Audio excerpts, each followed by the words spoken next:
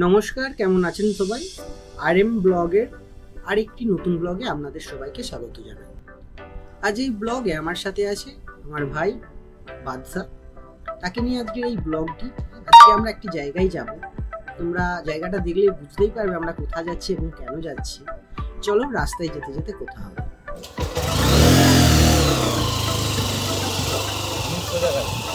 আজ আমরা যাব হলদি চৌক, যেটা যেতে হলে আমার দিকে হাই রোড দিয়ে যেতে হবে এবং তার সাথে আমি দেখাবো আমাদের এখানে যে কোলাঘাট তাপবিদ্যুৎ কেন্দ্র এবং রামকো সিমেন্ট ঠিক কেমন।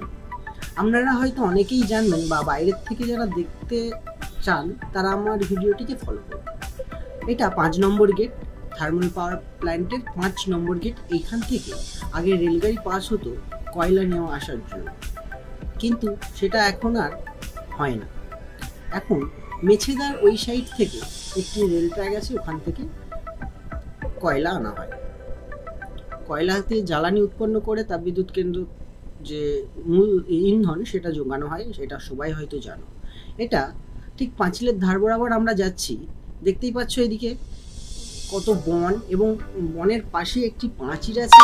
পাঁচিলের পরে প্ল্যান্ট শুরু। আমি হয়তো অল্প দেখাতে পারবো, পরবর্তী ক্ষেত্রে আমি ভিডিও দেব। একটি ফুটেজ আমি নিয়েছি, সেই ফুটেজটা তোমার দিকে দেখাবো। আমি প্রায় চলেই এসেছি প্ল্যান্টের সামনে বরাবর। এই যে রাস্তা, এখান থেকে সবাই কাজে যায়, দেখতেই পাচ্ছ কত সুন্দর। আমি ফাস্ট ফরওয়ার্ড করছি না এখন। এখান থেকে সবাই যায় এই রাস্তাটা দিয়ে। এখানে আমাদের যে কোলাঘাট এবং মেছেদার মাঝে একটি রেল ট্র্যাক।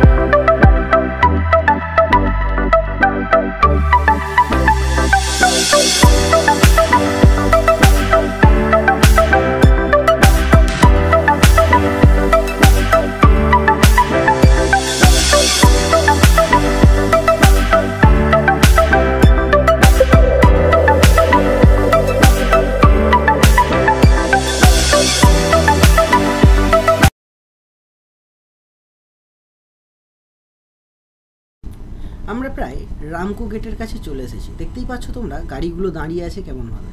এখানে সিকিউরিটি গার্ড থাকে গাড়ি পাস করানোর জন্য, আর এটা রামকো গেট। আমরা এবার হাই রোডে উঠব। এখানে একটু সাবধানতা অবলম্বন করতে হয়, কারণ হাই রোড মানে বুঝতে পারছো অনেক গাড়ি, অনেক বড় বড় গাড়ি এখান থেকে পাস হয়, যার কারণে অনেকটাই সাবধানতার সাথে আমার দিকে এখানে যাতায়াত করতে হয়। সচরাচর আমি হাই রোড দিয়ে যাতায়াত করি না, ভেতরের রাস্তায় আমি অবলম্বন করি। ব্যতিক্রম কোনো রাস্তা না থাকলে আমি হাই রোড অবলম্বন করি। তো আমাকে ওখান থেকে যেতে গেলে হাই রোডটাই আমাকে ধরতে হবে, যার কারণে আমি হাই রোড ধরব। এটা হাই রোড, দেখতেই পাচ্ছ কত সুন্দর হাই রোডটা।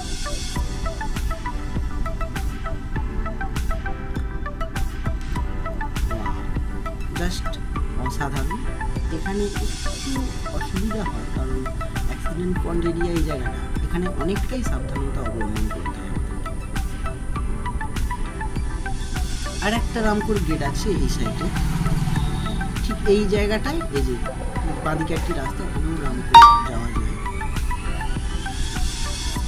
এখানে আমরা রামকো এবং আমাদের যে থার্মাল পাওয়ার প্ল্যান্টের ভিউটা জাস্ট দারুণ লেগেছিলো। আমরা কিছু ফটো এখানে নিয়েছি, ফটোগুলো আমরা শেষে ভিডিওর শেষে অবশ্যই আমি ফটোগুলোকে একটু স্লাইডে আমি দেওয়ার চেষ্টা করব। হ্যাঁ, কথা বলতে বলতে তো ভুলেই গেলাম আমরা যাচ্ছি কোথায়। আমরা হলদি চোখে একটা নার্সারিতে যাচ্ছি। সেখানে অনেক সুন্দর সুন্দর গাছ আছে, তোমরা দেখলে অবশ্যই প্রেমে পড়ে যাবে নার্সারিটায়। নার্সারিটা ছোট কিন্তু নিত্য নতুন ধরনের গাছ বললেই দাদা খুব খুশি হয় এবং আমার দিকে এনে দেয়। এখানে আমি কিছুক্ষণ ওয়েট করছিলাম এবং ভিউটা উপভোগ করছিলাম। সত্যি কথা বলতে এখানের ভিউটা দারুণ লেগেছিলো, যার কারণে আমি বাচ্চাকে বললাম যে ক্যামেরাটা বের কর ভাই, এবার এখানে কিছু ছবি নিই। এখানে আমি অনেকগুলোই ছবি নিয়েছি, আপনাদেরকে শেষে অবশ্যই দেখাবো। তোমরা শুধু দেখো ভিডিওটি। আমি এখানে ওকে ক্যামেরাটা বের করে ছবি নিতে বললাম, আমিও কিছু ছবি নিলাম আর ও কিছু ছবি নিলাম। এখানে কিন্তু আমরা অনেকগুলি ছবি নিলাম এবং ছবি নিয়ে তাড়াতাড়ি চলে গেছিলাম। অবশ্যই সেফ ড্রাইভ মাথায় রেখে, লো স্পিডে, খুব আমি স্পিড তুলিনি গাড়ির, আমি ফাস্ট ফরওয়ার্ড করলাম এখানে, কারণ ভিডিওটি অনেক লং হয়ে যাবে। আর তাড়াতাড়ি যাওয়ার কারণ হচ্ছে আমরা ঠিক ভাত খাওয়ার সময় মানে 12:30 1টা নাগাদ আমরা গেছিলাম আমার দোকান বন্ধ করে। দোকানেরও একদিন ব্লগ নিয়ে আসবো। এখানে আমি ফাস্ট ফরওয়ার্ড করলাম, দেখতে পাচ্ছ। এখানে দাঁড়িয়ে কিছু আবার ছবি নিলাম, কারণ এখান থেকে ভালো করে দেখা যাচ্ছিল আমাদের থার্মাল পাওয়ার প্ল্যান্ট। আমি ঠিক ডান দিকের রাস্তা বরাবর চলে যাব। এখানে একটি ছোট্ট ইনসিডেন্ট ঘটনা ঘটে গেছে, তোমরা জাস্ট দেখো। আমি এখান থেকে আবার স্লো করে দিলাম ভিডিওটা।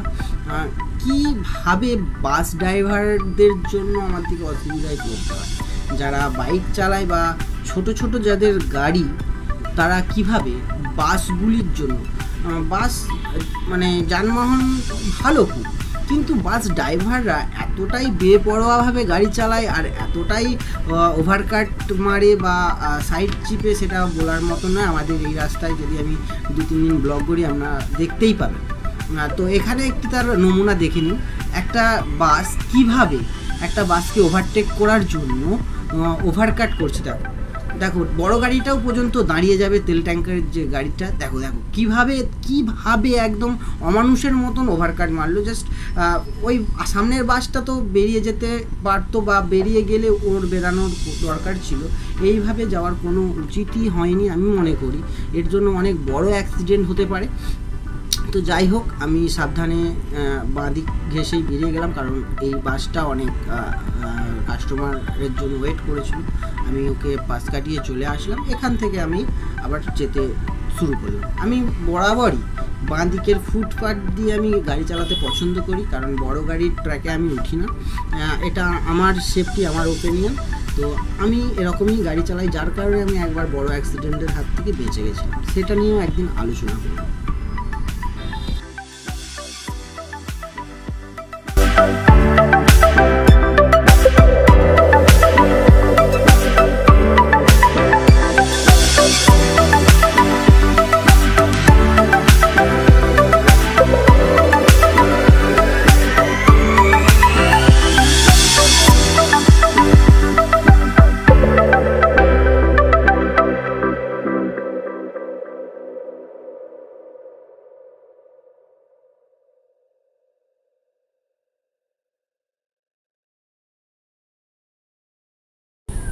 আমরা ঠিক হলদি চোক চলে এসেছি, দেখতেই পারছো। এটাই হলদি চোক। এখানে একটি সাইনবোর্ড আছে বাঁদিকে, লক্ষ্য করলেই দেখা যাবে।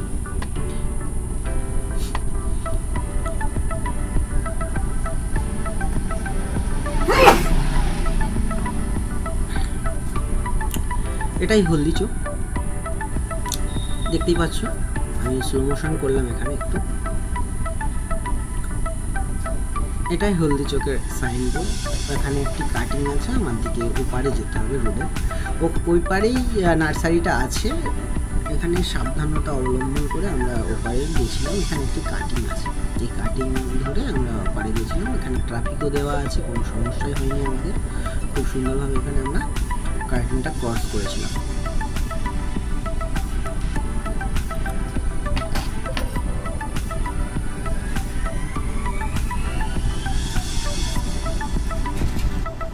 আমরা এখানে কাটিংটি ক্রস করব, যার কারণে আমি একটু ফাস্ট ফরওয়ার্ড করে নিলাম। খুবই সাবধানতার সাথে কাটিংটি ক্রস করে নিলাম। আর সিভিক ভলেন্টিয়ার দাদা অনেক সাহায্য করেছিল। এখান থেকে আমি বাইক থেকে নামলাম আর দেখো দাদার যা স্টকটা দেখো, অসাধারণ স্টক, কত রকমের গাছ দেখো। হতে পারে নার্সারিটা ছোট, কিন্তু প্রচুর পরিমাণে স্টক আছে, প্রচুর পরিমাণে স্টক আছে আর অনেক ধরনের গাছ আছে। আমি একটু হয়তো ঘুরে ঘুরে দেখাবো। দেখো দাদাকে আমরা প্রথমে আমাদের যে গাছটি লাগবে বলেছিলাম সেটা হচ্ছে একটি ক্যারি গাছ আর একটি ওই মধুমালতির গাছ যে বলা হয় সেই গাছ। এবার বাদশার সেই গাছটি পছন্দ হয়নি, প্রথমে যে গাছটি দিয়েছিল বাদশা বললো এই গাছটি আমরা নিও না, অন্য একটি গাছ আমি বেছে আনছি, সেই গাছ। বাদশাকে আমি এই কারণেই নিয়ে যাই কারণ গাছপালার সম্বন্ধে ওর একটু অভিজ্ঞতা আছে, কারণ ও আগে বাগান বানাতো বাড়িতে, যার কারণে ওর ভালোই অভিজ্ঞতা আছে একটু। এখানে যে পেয়ারা গাছগুলো দেখতে পাচ্ছ এগুলো রেড ডায়মন্ড পেয়ারা। এই পেয়ারার দাম আমি জিজ্ঞাসা করেছিলাম, বলেছে 750। তো আমার মনে হয় এত দাম নয়, আমি অন্য অন্য জায়গায় এখনও রেট ভেরি করবো। দেউলটিতে আশা করি কম হবে, কারণ দেউলটিতে প্রচুর নার্সারি, সেখানে গেলে আপনাদেরকে অবশ্যই একটি ভিডিওতে আনবো দেউলটির নার্সারিগুলো। দেউলটিতে প্রচুর, এখানে যেমন একটা হলদি চোখের মধ্যে আমাদের নিজেদের আমি দামগুলি জিজ্ঞাসা করছিলাম গাছের, তোমরা জাস্ট আমি কিছু ভিডিও দেখাচ্ছি, তোমরা দেখো।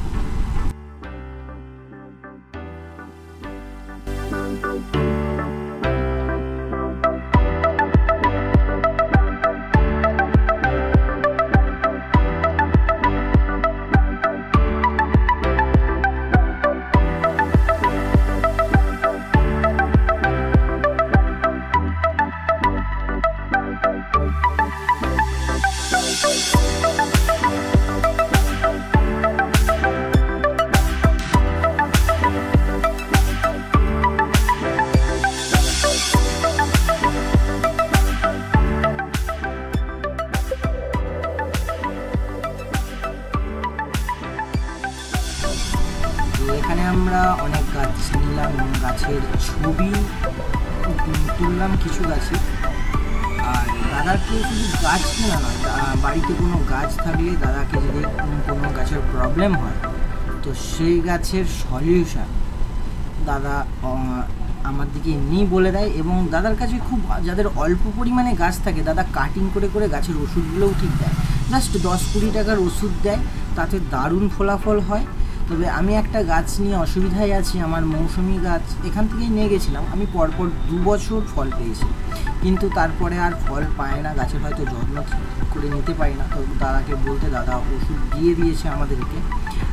বাচ্চা এখানে কোনো গাছ একটা নেওয়ার চেষ্টা করছে কিন্তু নেয়নি। তো আমরা ব্লগটা এখানেই শেষ করছি। আর আমার ব্লগটা যদি ভালো লেগে থাকে, হ্যাঁ আমি অবশ্যই এখানে একটি লেবু গাছ নিতে গেছিলাম, তো একটা গাছ, কিন্তু যারা গাছ প্রেমী আর যারা গাছ পাগল তারা হয়তো এই সমস্যার সম্মুখীন হতেই থাকবে যে একটা গাছ নিতে যাবেন আর অন্যান্য গাছ পছন্দ হয়ে গেলে আপনি আরও 2টো গাছ নিয়ে নেবেন। তো এটাও আমার সাথে হয় প্রায় সময়, একটা নিতে গেলে আমার তো আমি এখানে 3টে গাছ নিলাম, আমার বেশি টাকা খরচা হয়নি, জাস্ট 180 টাকার মতন খরচা হয়েছিল। আর তারপরেই আমরা বাড়ির পথে রওনা দিলাম। বাদশা এখনও কি করছে, বাদশাকে ডাকছি তাও বাদশা আসছে না। আর আমরা এখানেই ভিডিওটা আমরা শেষ করছি। আর হ্যাঁ, ব্লগটা যদি ভালো লেগে থাকে অবশ্যই চ্যানেলটিকে সাবস্ক্রাইব করবেন আর লাইক শেয়ার আর একটি ছোট্ট ভালোবাসা দিয়ে কমেন্ট করে যাবেন। আজকের মতন টাটা।